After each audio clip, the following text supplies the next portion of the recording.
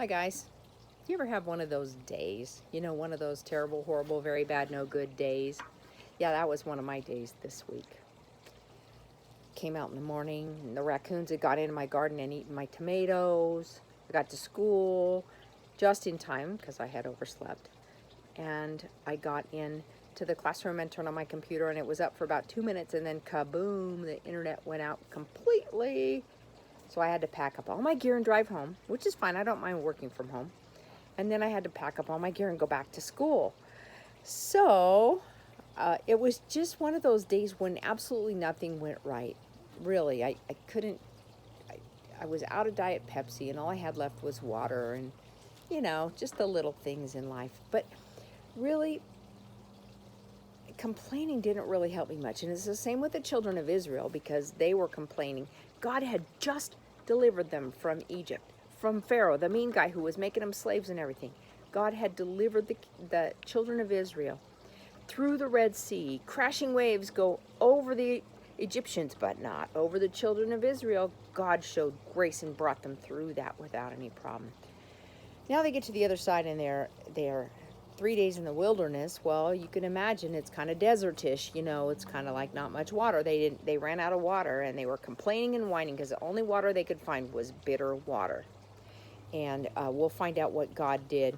If you ate a bunch of salty pretzels or popcorn and the only water you had was bitter water, it might be kind of a bummer. You might not like that too much. Well, that was my day the other day. I didn't even have any Diet Pepsi. All I had was water.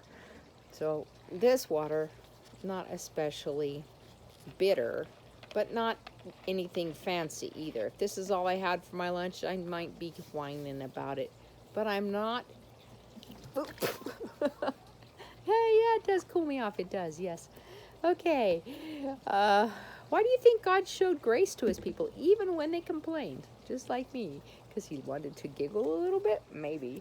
But actually because that's who he is. He shows grace. Even when we don't deserve it, he shows us grace. He did that the same thing with the children of Israel. He told Moses, take that fancy stick that he had that was really just a stick, but God's power was in it. Do you remember when he threw the stick down, it turned into a snake, and then he reached down and picked it up, and it turned back into a stick again? That was God's power. Well, God's going to use that stick again in this story.